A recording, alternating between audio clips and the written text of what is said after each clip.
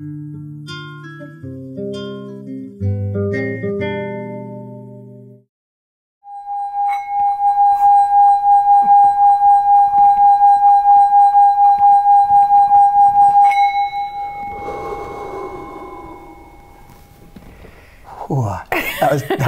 that was dusty in there. Was a little dusty. So if I ever do that again, I'll be sure to dust it. Hey, welcome to Simon on the Sofa.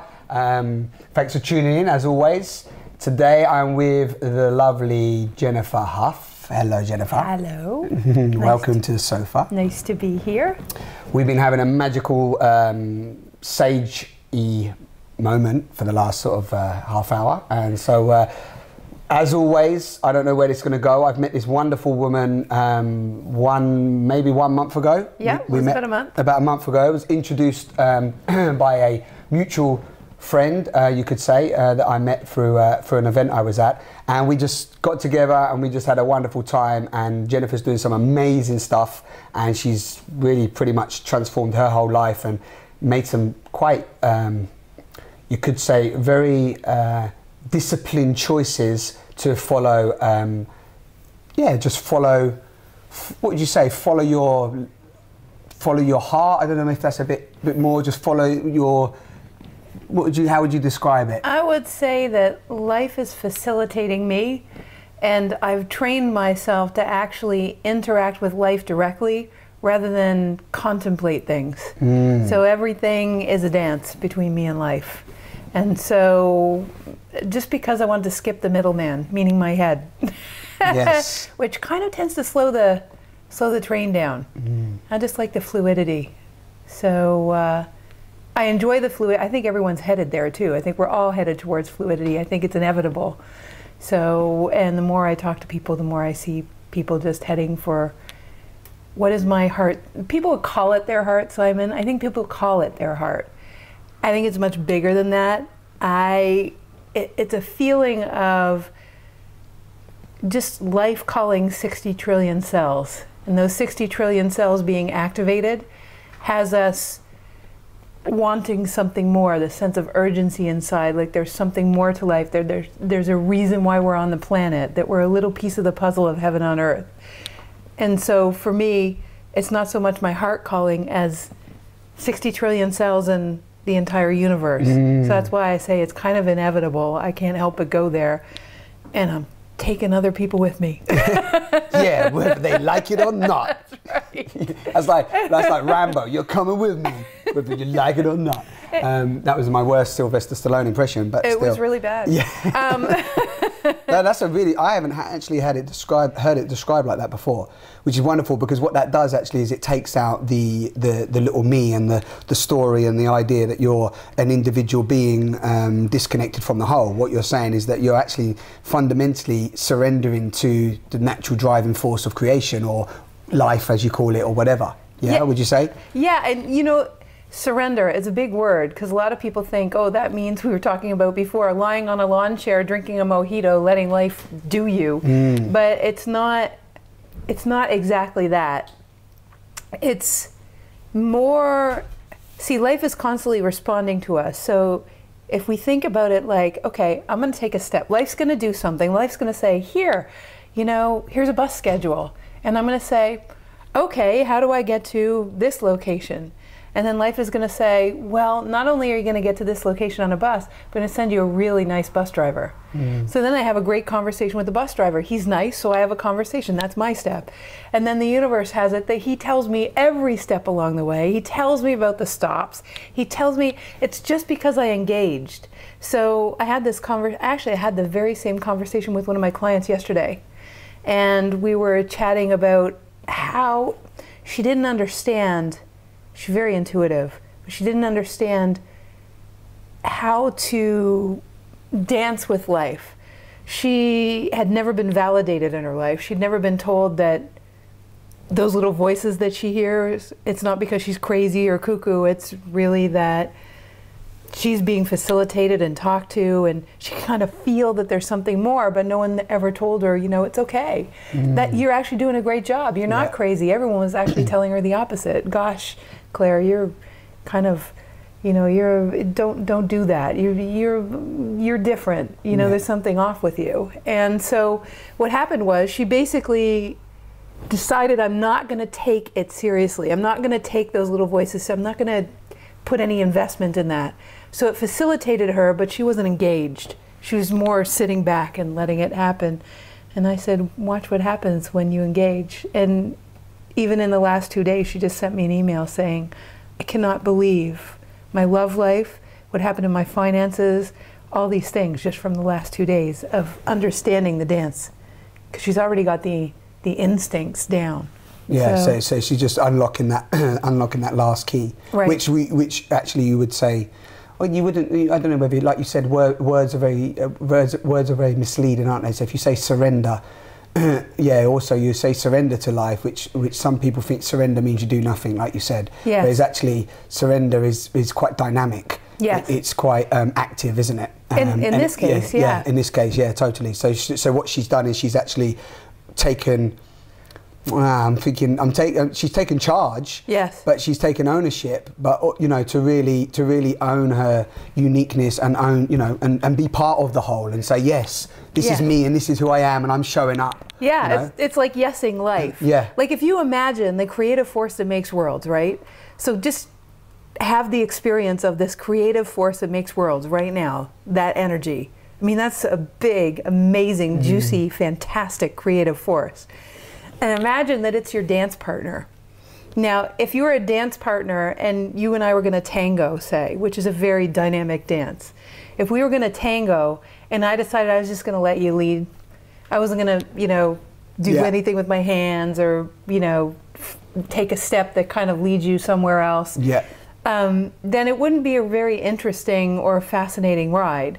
But if I decided we were really going to do it, we were going to tango, and I'm going to be a participant in that, life just creates velocity and flow and yesness. And you know what else happens?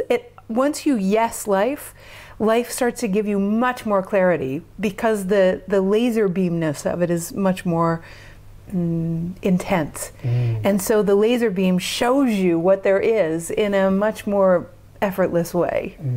So it's pretty cool. So that brings up for me. So how have you got to becoming a yes woman?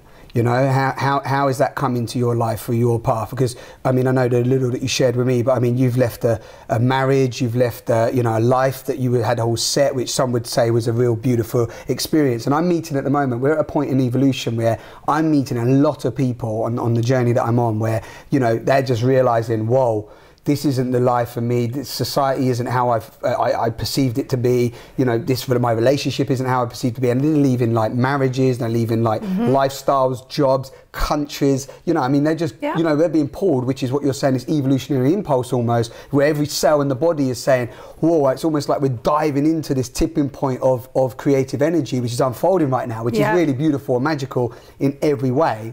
Now, obviously, I've taken a journey. My journey's been my journey, you know.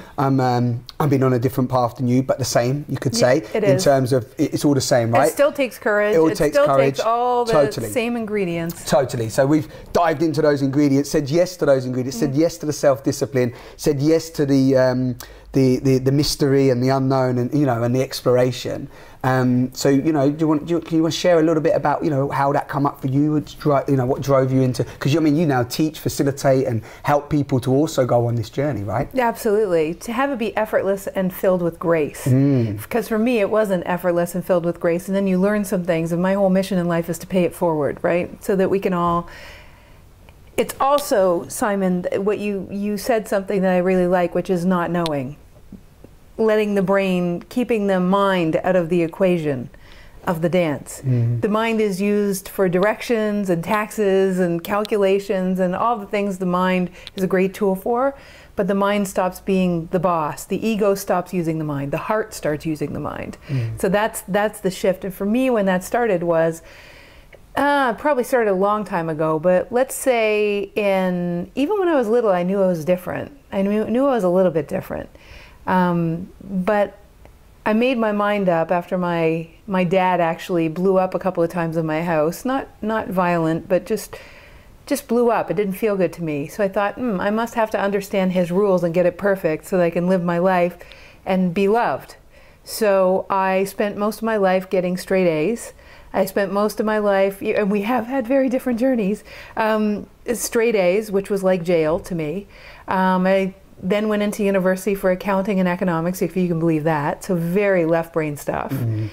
And I graduated, and it was the hardest thing I ever did because my natural instinct was not to be that way. What happened to me was that I really bought into I really did a great job of doing the picture. I understand fully the paradigms that that human beings have put in place, because my whole job in life was to get it perfect, was to get it right, was to be perfect according to my father's picture. So, or that I then took on. So, get married to someone kind and nice who did very well, was successful, huge house, indoor pool, acre of land backing onto a conservation area, cars, all the stuff. Great marriage, actually. Sweet, sweet guy, very successful myself. I basically went down the checklist and said, check, check, check, check, check, check, check. The dog, all of it. Guess what? Wasn't happy. Yeah. Funny, right? Yeah. It didn't matter. I did all of the things. See, they said this is what makes you happy. Yeah. Ultimately, that's what your parents want. Your parents want you to be happy. So I just said, okay, give me the list, I'll do it. Yeah. I went and did it. It didn't work. Yeah. So at some point I started having dreams in my marriage, having dreams actually of a man that I was somehow connected to, that the love was incredible. And I didn't know where that was coming from. Also this sense of freedom and adventure, and I'm like, yeah. And for the last 2 years of my marriage, I discounted those dreams. I didn't make them mean anything. And then I was at I travel all over speaking, and so I was at one of those things in Florida, and I met the person from my dreams. And I could not, it was magnetic, it was irrefutable, it was not like I'd ever experienced before, and it was 60 trillion cells screaming at me. Yeah, and this is a physical experience, and it matched with the dream, or it was more of an energetic experience? It was an energetic experience. It was a physical experience, but I didn't let it go anywhere because I was still married. Yeah. And in that world, I really wanted to respect my husband, so I went back and had a conversation with him. Yeah. And I said, it had never occurred to me before that I would leave my marriage, ever, not even once. Yeah. And I went back and told him that I had to leave. And the person that you met in the dream, and the person that was there at the talk at the convention, was almost, the energy was exactly the same. But it wasn't like, it wasn't. When I said physical as well, and thank you for being transparent with your with whether you went physically. I also meant, was it because like in dreams we see visions. He was in front of me, and it was that guy. Yeah. And we actually did some of the things that were from my dreams, which was astonishing when they would happen. I went, oh my God, I saw this happening. Yeah. And so the funny part about it was, though, everyone knows the kind of love I'm talking about. It's not just available with one person, but it is specific people that have that frequency match with you that's just, it's breathtaking. Yeah. And it's not lust. Yeah. It is a vibrational frequency. It's a resonance with someone where, and I love talking about relationships because it's such a shift for me, because I was really living the picture. Yeah. I was doing everything according to the book, the way I treated him, the way he treated me, the whole thing. But it wasn't enough because I'm a very passionate person, and that laser beam, these little communication vessels are quite connected, and they are with everyone if we let them. Yeah. Depends on how much we want to live in our mind. So if, let's say there's you and then there's someone else. What happens in the kind of relationship in Awakening is not the same as what happens in the kind of relationship in the old paradigm. In the old paradigm, there would be you and there would be someone else, and you would collapse together. And then there would be this entity of you together. But you and the other person would disappear, and there would be entanglement, and it would be kind of messy.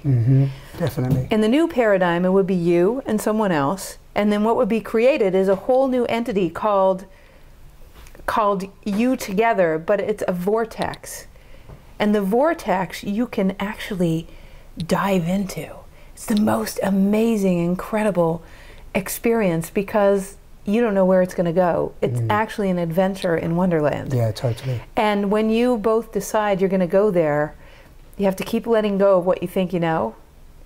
And that's what those kinds of relationships ask for. Yeah. They ask for you to let go of what you think you know, and what it does is it breaks down all the paradigms, and you are truly free. Yeah. Then you can fly, not only in love, but in the rest of your life. Yeah, totally. So it's... Yeah, and actually take that, it's wonderful what you're sharing, and beautifully expressed as well, is I was talking, funnily enough, not funnily enough at all, but I had a conversation this morning with another wonderful woman that's exploring and experiencing this love that we're talking about, and again, I think sometimes when we label it love, we almost kill it, because instantly everybody's got their own judgments, expectations, and conditions based on love.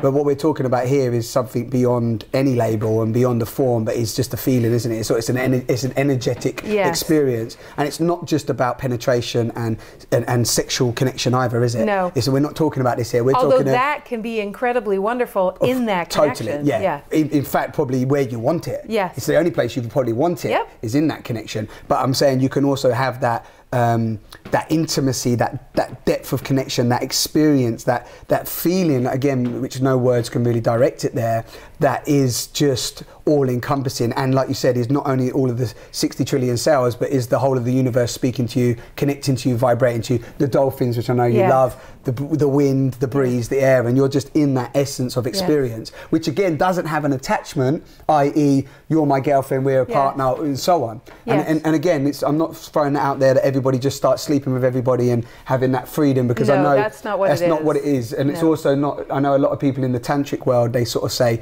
they play with that, don't they? It's like, oh, you know, I'm into tantra, and I'm having this experience, but that means I can have multiple partners. I'm not even talking about multiple partners here. We're talking about an essence of self-love, self-appreciation, self-gratitude that then vibrates an energy for, you know, a mutual exchange. It asks you, so here are some of the characteristics of that kind of love. It's very interesting. One of the characteristics I'm finding, because that kind of love is a new paradigm for humanity, okay? We've all known that it's been available. It's like that, you know, for a girl, it would be that, you know, I remember listening to Donny Osmond when I was little, really, and I remember thinking, and it took my breath away, and I thought, what is that feeling? And there's something about, we know what it is when we're little. We know what that is when we're little. And what happens now is, as we're being asked to dive into life, to new careers, to expand into what we're being asked, because we're pieces of the puzzle of heaven on earth. Which is unfolding. And as the heaven on earth unfolds, that means that has to happen in every area of life, which for me means fluidity and connection and mutual honoring. In relationships, it asks us to let go of everything we know about relationships. It asks us to start to relinquish the roles that we've played and start to look at the roles that we've taken on in relationships that have nothing to do with me as a capital me, you know, rather than the little me, you know, the one that the universe thought was a good idea. And me just showing up. I mean, our spirits are androgynous. We're not man, woman. We're two souls coming together and connecting and intertwining energies. So what happens when we get rid of the veil and two people just show up? I mean, how magical. With no past, no future, no conditioning, no label, no bracket, no box. Right. And what that's going to take, though, Simon, is that, what I'm finding anyways, is that those people tend to be geographically located somewhere other than where you are. Now, our natural thing is to get attached and, oh my God, I found it, I have to move. But I've had a couple of those kinds of connections since I left my husband, my former husband. I've had a couple of those connections, and every single one of them has been at very long distances, including the one that I left my marriage for. And I don't think I ever would have left my marriage had I not physically met that person, because I was so ingrained into me. It was so ingrained into me to live that way. So I think geographic distance is one of the things that's a characteristic right now of those kinds of relationships, because you almost have to be apart to remember who you are. It's so compelling to go to this vortex that you'll go there together and you'll fall in, and then you'll lose yourselves and your life will fall apart. Because the love is so deep, it's so incredible, that you just want to be there all the time. Because you think you found maybe what a lot of people are seeking anyway. But there's a lot. But then you're finding what you're seeking, which is then pulling you into the conditioning. Yeah, but all this stuff comes up, right? And if you don't take care of it yourself by being apart and away from each other, you take care of it, you go back. Come apart, take care of it, go back. And every time you go back, it's just this deeper, like, more breathlessness. And eventually what happens is it just kind of breaks apart, just kind of, you know, dissolves, let's say, as you start to remember who you are more and more and more. So when you say remember who you are, and then this breaks away. So we're talking about deep conditioning here, yeah, that's been going on for eons, right? Right. So we're talking about humanity and where we're at in terms of, you know, our unfolding and evolution. Yes, yeah. So you know, so fundamentally, you know, this is very, very difficult for people, because we're talking about subconscious program, we're talking about habitual programming, we're talking about addiction, ancestral, ancestral, you know, the blueprint of karmic, you know, exactly unfolding. Yeah. So, you know, people listening to this who have not maybe taken the path that we've gone on, they just think this is just nuts, you know. It's like, you know, that's just completely crazy, you know, in terms of, like, you know, what we're on about, you know, that we need to get rid of this. But you are talking about a new paradigm, and I know you say we're remembering.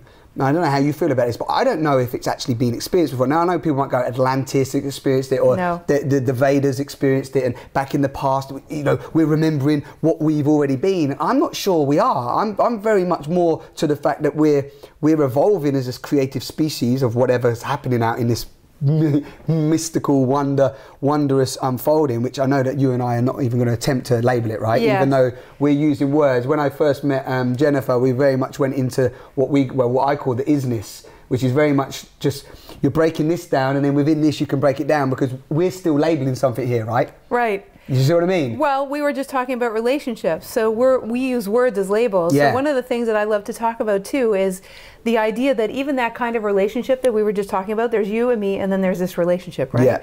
So in this relationship over here, what happens, what do we call that? Because it's not soulmates. Yes, I remember this. It's not soulmates, right? It's not any of the words we used before. So what I call it is a marriage of the heart, because I had to invent something new. Yeah. This is a marriage of the heart.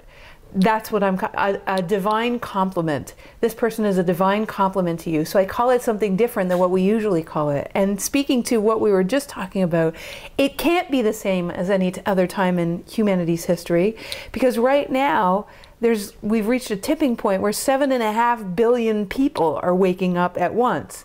That never happened before. I mean, and you feel that 7.5 billion people are waking up. But when you say waking up, what do you mean by waking up? Because, for example, there's something beautiful come up recently. It's like the minute you think that, and not that we're saying this right now, but the minute you think that you're waking somebody up, or somebody needs to wake up, or somebody's unconscious and you need them to wake, you almost fall asleep yourself, because you fall into unconsciousness. Yeah. But when we say 7.5 billion people are waking up through this tipping point, which we know is unfolding, because we can feel it. You see it in the people you're meeting. You know, that people are coming to you, the connections are stupid. The synchronicities are just like, even you can't describe it. You're like, wow, something's happening. Come on, bring it on. But are you meaning that when we say they're waking up, are you meaning as a ripple effect as well? Because we've still got the many stages of humanity, haven't we? And I'm just going to use this for the camera, just to give a description. You could say unconscious, you know, awakening, slowly waking up, you know, and then you would say, I don't even want to say awake, enlightened, or whatever, but just for words. So this is, I'll tell you how, I'll give you a picture, okay? Because I find that for me, I'm very visual, and I'm very visual, and I can see energy. So when I look at the energy of this, and when I say look, I'm seeing with 60 trillion cells. So even that, there's a new word too, because I'm seeing with 60 trillion cells. What sense is that? That's seeing, feeling, and hearing all with your cells. Well, what's the word for that? I don't know. So the language even shifts, but here's what's happening as far as I can see, okay, the way I would describe it, and words limit, of course, right? Yeah. Billions of people come before us. We know that thoughts are things. That's kicking it old school. So thoughts are things. We know that billions of people that have come before us have lived in medieval times, in crusades, in takeovers, raping, pillaging, you know, Christ times, like all of that stuff. Insane. And think of what all those people would have yearned for. Humanity has been catalyzed into yearning for us to get along, yearning for us to find peace, yearning for us to connect, yearning for us to go on the adventure of understanding each other, yearning to remember that we're all the same, and how fun is it to be in this big melting pot. So all of those wishes, all of those prayers for our children, for our futures, from billions of people who come before us and the billions of people that are right now, have been launched into the ethers. Now, one might say, yeah, but all the nasty things have been put out there too. But nasty things are, I'm just going to use the word, again, words don't really say, but it's kind of like they're of the dark. They're less light. Words that are more congruent with creation, i.e. love, expansion, passion, all that kind of stuff, have exponentially more energy. So even if there was the same amount of ickiness as beautiful thoughts, these would weigh exponentially more anyways. And eventually, humanity is going to reach a tipping point, which I'm just going to put it out there that it's now. We're in it, yeah. And has been happening. It's occurring. It's been occurring for the last maybe 4 or 5 years, maybe more, who knows, but it's coming. So think about that. This is very interesting. Just as I look at the energy of it, and what I ask people to do, and you as I'm talking to you, is just feel what I'm saying and see if it rings true, right? So what happens is creation meets up with all of humanity's yearnings and wants for heaven on earth, however we might perceive that looks. And at some point, the flow of creation meets the yearnings. That's the tipping point.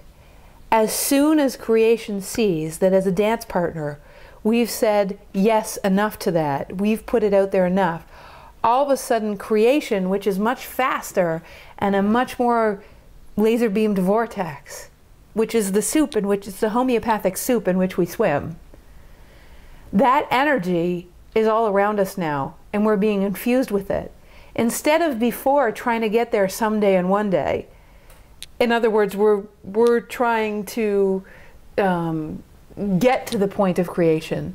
Our thoughts, feelings, and yearnings have caused creation to actually call us into existence. So now we're being infused with the truth of who we are. So it's sort of like if there was a big vessel like this, okay? And at the bottom of the vessel was all our karmic past, everything that had happened with our parents, all of the crappy stuff that had ever happened. And what we had done so far is we're like taking a shovel and trying to shovel out all the crap, one thing at a time. What the universe is doing now, oh, you want heaven on earth? You want heaven on earth? Okay, watch this. It takes a big hose of the truth of who you are, the free, loving, expansive, creative opportunity that this vessel is, the idea that God had when it created us. And it takes the truth of that and pours it into the vessel as fast as it can go. Well, what happens to the mud, right? What it does is two things. The chunks rise up and flow out the top, which we get to see as they come up. And that's the stuff, say, in relationships, when you get to see what a jerk sometimes you've been, or had your patterns that don't work and all that, and you get to see those chunks leave and you're like, oh my God, you know. Our first instinct is to analyze it because that's what we've done in the past. But that's based on going in and shoveling it. We didn't shovel that, it just came up. We didn't look for it. It came up because we're being infused with the light of who we are. That's why I'm saying it's inevitable. And so it's occurring anyway. It's occurring anyways. And then the rest is, it's just diluting so you can't see it. So if you dilute all of the old stuff, and eventually it's all going to flow out anyways, what happens is there's more effortless ease and flow. Yeah. Because you just disengage it. And when the icky chunks come up, it's more acute it's like right here, you know, it's like, oh my God, I'm such a bonehead, you know, and as I said, the first inclination is to analyze it, but one of the skills in awakening, see, it's a whole new paradigm. You can't do things the way you can, but it'll be painful, it won't feel good, you can go in depression for weeks, it'll be much more intense. One of the skill sets that people don't understand is we're going from analysis to disengagement. The truth of who you are, the infinite light of the universe, is actually like a kidney stone and a laser. It's laser beaming apart the kidney stone. It's infusing so much light that it's actually blowing those things apart if we get out of the way. Yeah. You have to get out of the way of it, though. Yeah. Meaning you have to disengage it and know that the universe has your back. Yeah, or rather than actually, like you said before, trying to analyze it, trying to work it out, trying to go through this whole process of you know, therapy and you know, self-help and all this other stuff. Which is all good and still useful in many cases. Yeah. But what you're saying here is actually disengaging, letting go in many respects. And I know one of your workshops is called Get Out of Your Own Way, right?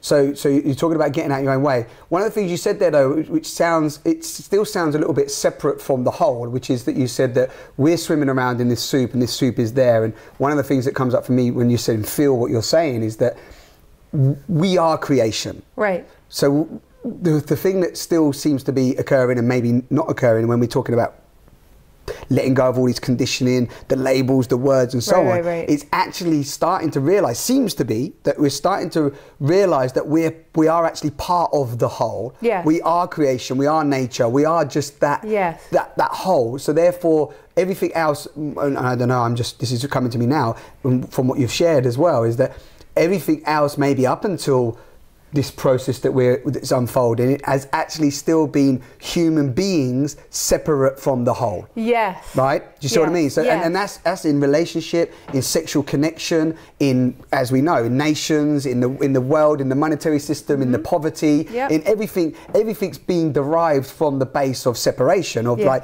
you know, this is me and I'm not connected with you and you're a woman and I'm a man and we're different and so on, rather than what you said earlier about us just being an energy being, a trillion cells coming together to have an experience. Because again, the other thing that comes up for me is that we're also within all of this explaining, with the cameras on and we're communicating this and it's going around the world and we've got the satellites in the world right now and we've got all of this unfolding wonder, which we just can't label even if you tried, because the words and everything else kill it, is that within all of that we're insignificant and a speck of nothingness.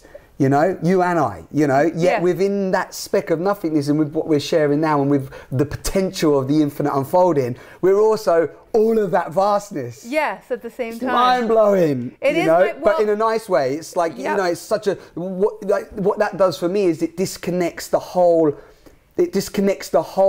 of that labeling, which allows me to disengage, which then allows me to go, let's have fun. Let's dance, let's have fun, let's forget all that anger, pain, pressure, domination, aggression, separation, and like, look, let's just dance, let's sing, let's enjoy, and then let that ripple out, because love has no opposite potentially anyway, it just is. Yes, well, and in you saying that, people would say, well, that's easy for you to say, Simon. Yeah. You know, you're special, you're different. Or easy for you to say, Jennifer, you look like you know, transcended the whole. No, I'm swimming in a sea of people. You know, we're all swimming in it, and I'm still swimming in the density of my past as well. Yeah. All of that stuff still exists. It's just breaking down over time. It's just breaking down hugely. And the more we're willing to say yes to our truth, the more it starts breaking down. And I love what you said. You know, we're in it. We're in creation. So what I love to make the analogy of is nature. It's so fun. A perfect example of separation is that. How man has been wrestling nature to the ground. Oh my God, all the species are going extinct and all, you know, the recycling and all that kind of stuff. And it's, you know, what about what we've done to the environment? What about all of those things? And I think to myself, isn't that interesting? Don't you think what we've done to the environment is a mirror reflection of what we're doing to our individual selves? Totally. And that if we don't actually shift the amount of love and dignity we have for ourselves, since we're in nature, We are part of nature. We are swimming in nature. We are interacting constantly with the air, with the trees. Hey, we breathe in what trees breathe out. Yeah, totally. That's how intertwined we are with nature. So isn't it funny that what we eat, how we pollute the air, maybe sometimes with words that we say, isn't that interesting? And that if we would act, that's why I'm so passionate about what I do, because to assist people to wake up, to go on the journey, to say yes to it so that it's not so scary, that it actually happens with fluidity, and you get to actually start. It's not even living your dreams, Simon. No. It's beyond living what you think your dream is. Be the miracle. Yes. It's in the dance of the miraculous flow of you. And you don't even... How you know what you wanted is that the universe delivered it first, and then you went, oh my God, that's amazing. I love that. My mind, my limited little pea brain could never have come up with that. Yeah. And so you let yourself be facilitated. In order to come to that place of supreme love for yourself, you have to love all of nature. You have to start, see, it's from the inside out. That's how the environment shifts. The environment out here shifts because the environment in here shifts. Well, when you love yourself fully, how could you not love all that is? Because you are all that is, because you're connected to all that is. And then, that is the simplicity of self-love. And then imagine the inventions. I mean, the inventions are already happening that are shifting the planet's environmental. Do I recycle? Of course. Do I do things that are kind to nature? Of course I do. But I do them 100 times more because of my love of myself and my love of the universe that takes care of me so well. I mean, I'm so loved. How could I not? How could I not? And so when we shift that way, so it's really interesting in environmental movements how vehement people get and how angry and aggressive. How aggressive. You must change. Right. Like it's over there. Always outward, which is most organizations. Again, though, coming back in here. It can't be outward. Right. And how much more am I willing to listen to you? If you're coming from love of self and love of your environment, I'll totally get it if that's where you're coming from. But beyond, again, words, because it's a feeling, it's an energetic exchange, which you said is the 60 trillion cells receiving the hearing, the seeing, the feeling, and the communicating. Absolutely. And what I know we're coming to an end, and I know we could go for ages, but I want to, you know, I hope that we will speak again. I know we will, and it's something that really come up just then again, because I know, you know, people listen in, and it's like, you know, you can almost get to a place where it's like, how do I get to that place? How do I get to that place? It's not a place. Where are you? You know, it's like there's no place to get to, is it? It's all around you. It's here and now. It's literally what you said, which is get out of the way of the blocks, which I know the Rumi quote, which I'm sure a lot of you might be listening to this or watching this, and Rumi, the amazing, you know, poet, it's like, you know, let go of the blocks that you've put up against yourself, against love, right? And I know he says it a lot nicer than that, but you know, do you see what I mean? It's like, just see what you already are without what you think you need. Do you see what I mean? We've been so, in society, we've been so compelled toward goals, towards setting goals and achieving them. Now someone's going to say, oh, Jennifer, come on. No goals? Well, it's not so much, it's not about no goals or yes goals. It's the issue that people are having is that they think that awakening is the goal. But awakening actually isn't the goal. Going on the journey of the adventure and the wonder of experiencing yourself as God or creation does, as God and creation expands. The problem is right now our higher selves, our higher levels, our guidance, our infinite wisdom, whatever you want to call it, is giving us the feeling of what's possible. And how humanity interprets that is that that's a goal to achieve, because that's the paradigm in which we live. And I ask everyone to consider that feeling that we're having that is so expansive and so incredible is actually not a feeling of a place to get. It's actually the feeling that you're having right now. And that you can engage in the dance right now. And the feeling that you're having is the dance. But it's not the dance out there. It's the dance that's available right now that you can go on right now, like this conversation. Yeah, it's the dance. It's like this awesome, juicy, flowing. Did you hear my yeah? It was like a yeah. Yeah, right. Did you hear that? Yeah, I was there. Yeah. I was like, wow, yeah. I was like listening back when we're editing sometimes, it just fixes on one like, yeah, you can say yeah. Or I'm like, normally I'm like, yeah. It's my acknowledgement. But isn't that wonderful? That is it. That you just, I mean, I don't even have to add. It's almost like you could continue to add. It's not even need to add anything to what you just said. You know, that's it. It's the dance of life now. Right, and then we're going to leave here and do what we do, and that's more of the dance of life. Just like I was on the bus earlier, and I was talking to that wonderful bus driver. I was right there with the bus driver. Who knows where that will end up? Maybe he affects someone else because we had a great conversation. You don't know, but if you engage, you are part of the expansion of heaven on earth in the present moment, and that's what we're all here for. And that's what I mean, it's a very special group of little spirits that came here right now, that God thought that we were a good idea at the tipping point of humanity towards the expansion of heaven on earth. It's a privilege and a joy and a sense of wonder and letting go of everything I know so that I can be in a conversation with you and be in a conversation with you and just be able to, you know. Just be. Absolutely. And just be. Oh, whoa. Breathe that one in. Man, there you go, Jennifer. I'm just Jennifer. We're not even going to say second names. We're not going to label second names. It's just Jennifer. Great. I hope you really enjoyed that. And yeah, basically, think about what we've created already. Think about what you're part of, and open up your minds to the infinite possibilities that are unfolding. Thank you very much for coming to listen to our talk. As always, you can get to see what Jennifer's up to by the links I put on the video. And yeah, stay tuned in. We're exploring, we're dancing, and it is an absolute pleasure. We've had a lot of fun this morning. It's an absolute pleasure to bring these transparent conversations to you. And just thank you so much for being a part of that. Thank you so much for having me, sweetie.